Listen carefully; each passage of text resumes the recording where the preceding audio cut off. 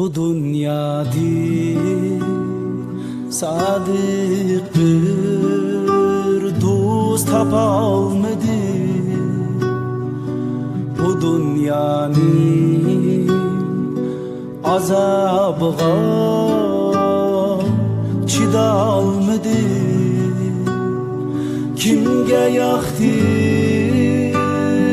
kim kömlünü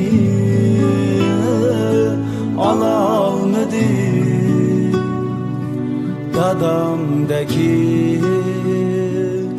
Dadamdaki dost tapmadım braderler. Anamdaki bir mihriban tapalmadım braderler. Mal dünyanın aşınaları gün, mal dünya barının şeydaları gün. Bu turmuşnun şunca gemleri hem gün.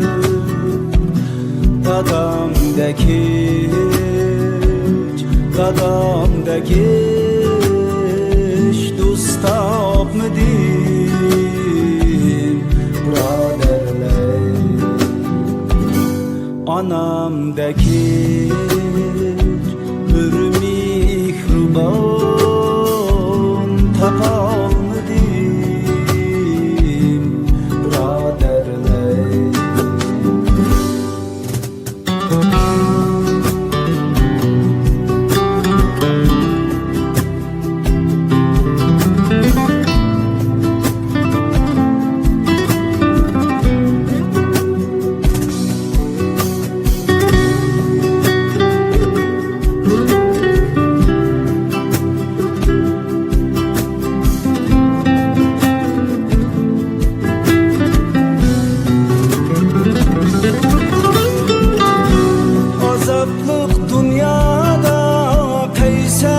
Yaşayman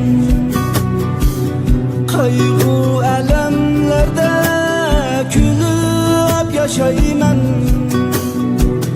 Hem anam tilegini ilip yaşayman.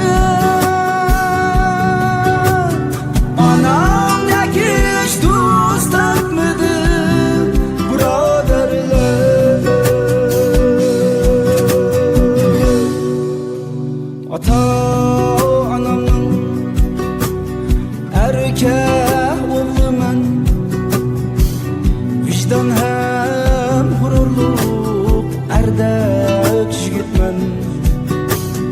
Ökünü el içre kadir taparman. Anamdaki hiç dost tapmadı braderler. Dadamdaki hiç dost tapmadım braderler. Dadamdaki hiç dost tapmadım